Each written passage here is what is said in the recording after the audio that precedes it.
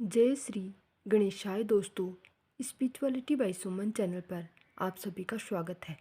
प्रथम पूजनीय भगवान गणेश को विघ्न हारने वाला देवता माना गया है। कहा जाता है कि भगवान गणेश का आशीर्वाद अत्यंत लाभदायक होता है। भगवान गणेश की पूजा करने से भक्तों को कई लाभ मिलते हैं। भगवान गणेश की पूजा करने से बुद्धिमत्ता, ज्ञान में वृद्धि होती है। जीवन में आ रही विपत्तियाँ दूर हो जाती हैं। कुंडली में बुध दोष होता है तो वह व्रत करने से दूर हो जाता है। बुधवार को भगवान गणेश की पूजा करने से सभी प्रकार के क्लेश, रोग दूर हो जाते हैं। हिंदू धार्मिक मान्यताओं के अनुसार सप्ताह के सभी 7 दिन अलग अलग देवी देवताओं को समर्पित होते हैं। फिर उन्हीं के अनुसार पूजा, आराधना, पूजा पाठ, ध्यान, धूप दीप की जाती है। बुधवार का दिन सभी देवी देवताओं में सबसे पहले पूजे जाने वाले भगवान गणेश को समर्पित होता है। बुधवार के दिन उपवास रखने का विशेष महत्व होता है, क्योंकि बुधवार के देवता भगवान गणेश बुद्धि के देवता हैं। ऐसे में बुधवार के दिन व्रत रखने पर जीवन में सुख समृद्धि आती है और समय मंगल में रहता है। ऐसी मान्यता है कि जो भी व्यक्ति बुधवार के दिन व्रत रखता है और पूरे दिन भगवान गणेश की साधना करता है, उस व्यक्ति के जीवन में कभी भी धन धान्य की कमी नहीं होती है। भगवान श्री गणेश को विघ्नहरण, मंगलकरण कहकर संबोधित किया जाता है। ज्योतिष शास्त्र में मान्यता है कि अगर बुधवार के दिन गणेश की विधिवत पूजा की जाए और व्रत रखा जाए तो जीवन के सभी कष्ट दूर हो जाते हैं। साथ ही व्यक्ति को सुख समृद्धि, बुद्धि, ज्ञान, व्यापार, सुख और शुभता का आशीर्वाद मिलता है। वहीं शास्त्रानुसार माना जाता है कि जो कोई बुधवार का व्रत करता है उसे गणेश जी की पूजा के साथ ही बुधवार व्रत की कथा अवश्य पढ़नी चाहिए। हिंदू धर्म में हर दिन किसी न किसी भगवान को समर्पित है। जैसे सोमवार भगवान भोलेनाथ को, मंगलवार श्री हनुमान जी को, तो बुधवार गौरी पुत्र गणेश जी को। बुधवार के दिन भगवान गणेश की पूजा की जाती है। बुधवार को भगवान गणेश के अलावा बुध देव की भी पूजा की जाती है। कई लोग भगवान गणेश और बुध देव दोनों के लिए एक साथ व्रत करते हैं, तो कुछ लोग अलग अलग व्रत का पालन करते हैं। मान्यता है कि बुधवार का व्रत करने से धन धान्य की कमी नहीं रहती, व्यापार में वृद्धि होती है। माना जाता है कि गणेश जी की पूजा करने से घर में सुख शांति बनी रहती है। बुधवार के दिन व्रत करने वालों को एक समय खाना खाना चाहिए। वो एक समय दही, हरी मूंग दाल का हलवा या फिर हरी वस्तु से बनी चीज़ों का सेवन कर सकते हैं।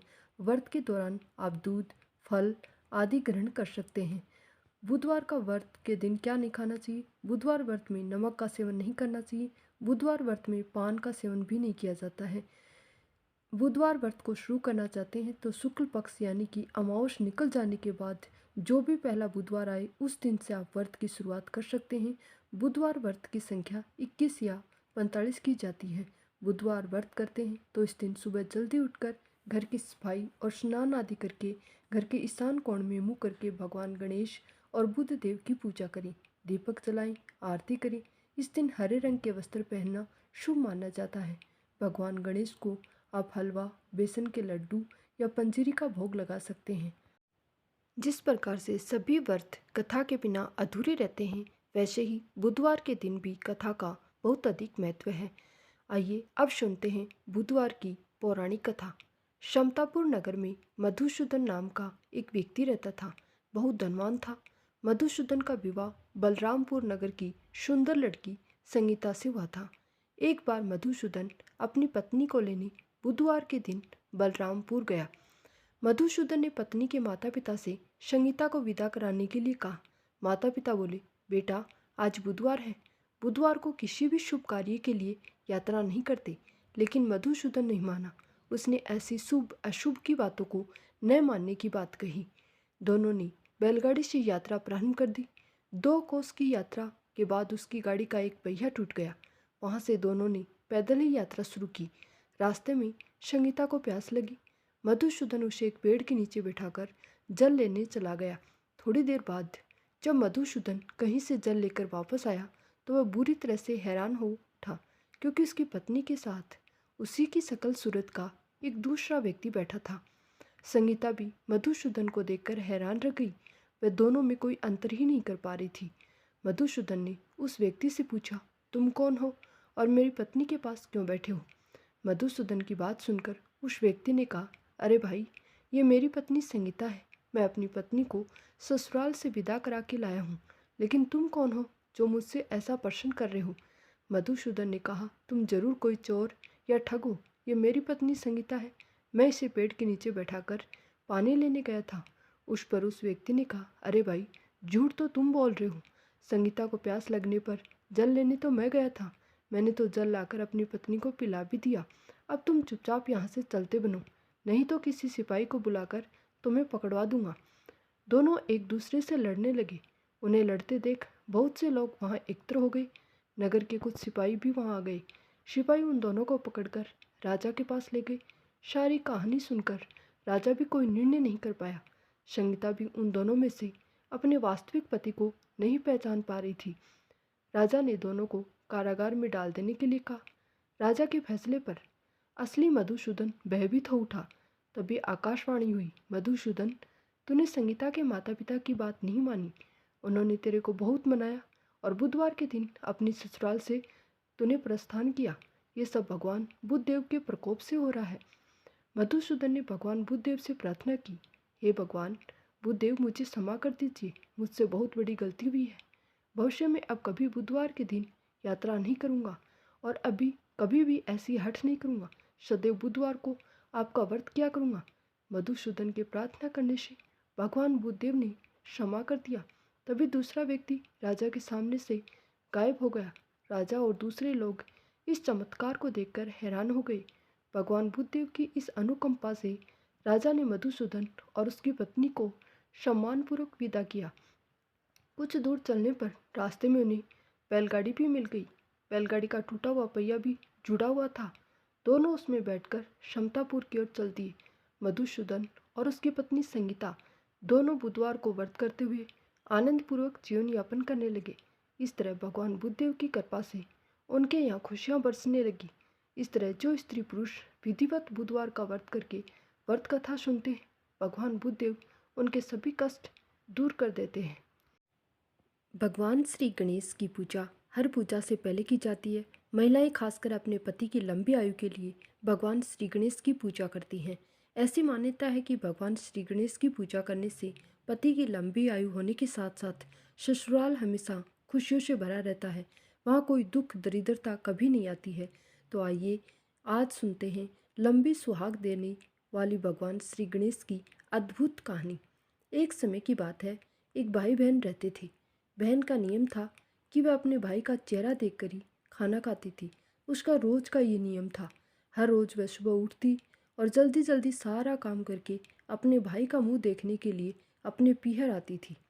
एक दिन रास्ते में एक पीपल के नीचे गणेश जी की मूर्ति रखी हुई थी। उसका ये भी नियम बन गया कि वह आती जाती उस गणेश जी की मूर्ति के सामने नतमस्तक होती, भगवान के सामने हाथ जोड़कर कहती कि मेरे जैसा अमर सुहाग और मेरे जैसा अमर पीहर सबको देना भगवान। ये कहकर वह आगे बढ़ जाती। जंगल की झाड़ियों के कांटे उसके पैरों में चुभ जाते थे। एक दिन भाई के घर पहुंची और भाई का मुंह देखकर वह खाना खाने बैठ गई। तो भाभी ने पूछा कि ननद जी, आपके पैरों में क्या हो गया? ये सुनकर उसने भाभी को जवाब दिया कि रास्ते में जंगल पड़ता है, झाड़ियों के कांटे गिरे हुए हैं, वो मेरे पाँव में छुप गए। जब वह वापस अपने घर आ गई तब भाभी ने अपने पति से कहा कि रास्ते को साफ ही करवा दो, आपकी बहन के पाँव में बहुत सारे कांटे चुभ जाते हैं। भाई ने तब कुल्हाड़ी लेकर सारी झाड़ियों को काटकर साफ कर दिया, जिससे गणेश जी का स्थान भी वहाँ से हट गया। ये देखकर भगवान श्री गणेश बहुत गुस्सा हो गए और उसके भाई के प्राण ही हर लिए। लोग अंतिम संस्कार के लिए जब भाई को ले जा रहे थे तब उसकी भाभी रोते हुए कहने लगी, थोड़ी देर रुक जाओ, उसकी बहन आने वाली है। वह अपने भाई का मुंह देख के बिना खाना भी नहीं खाती थी। उसका तो ये नियम था। तब लोगों ने कहा, आज तो देख लेगी, कल कैसे देखेगी। रोज के दिन की तरह बहन अपने भाई का मुंह देखने के लिए जंगल में निकली। तब जंगल में उसने देखा कि सारा रास्ता ही साफ है। जब वह आगे बढ़ी तो उसने देखा कि सिद्धि विनायक को भी वहाँ से हटा दिया गया है। तब उसने वहाँ से जाने से पहले गणेश जी को अच्छे से स्थान पर रखकर उन्हें हाथ जोड़कर कहा, भगवान मेरे जैसा अमर सुहाग और मेरे जैसा पीहर सबको देना। और वे बोलकर वह आगे अपने भाई के घर की तरफ निकल गई। भगवान सोचने लगे, अगर इसकी नहीं सुनी तो हमें कौन मानेगा, हमें कौन पूजेगा। तब सिद्धि विनायक ने उसे आवाज़ दी, बेटी इस खेजड़ी की 7 पत्तियाँ लेकर जा और उससे कच्चे दूध में घोलकर भाई के ऊपर छींटा मार देना, वह उठ कर बैठ जाएगा। ये सुनकर जब बहन पीछे मुड़ी तो वहाँ कोई नहीं था। फिर भी वह ये सोचने लगी कि ठीक है, जैसा सुना है वैसा ही कर लेती हूँ। फिर वह 7 खिचड़ी की पत्तियाँ लेकर अपने भाई के घर पहुँची। उसने देखा वहाँ कई लोग बैठे हुए हैं, भाभी बैठी रो रही है और भाई की लाश रखी है। तब उसने उन पत्तियों को बताए हुए नियम के अनुसार ही अपने भाई के ऊपर इस्तेमाल किया। तब भाई उठ कर बैठ गया। भाई बोला बहन से, बोला मुझे तो बहुत गहरी नींद आ गई थी। तब बहन बोली ये नींद किसी दुश्मन को भी ना आए, और उसने सारी बात अपने भाई को बता दी। इस तरह से गणेश जी की ये चमत्कारी कहानी, जिस तरह से उसके भाई के ऊपर भगवान गणेश ने अपनी कृपा दिखाई, उसी प्रकार हम सभी पर भी दिखाना। धन्यवाद।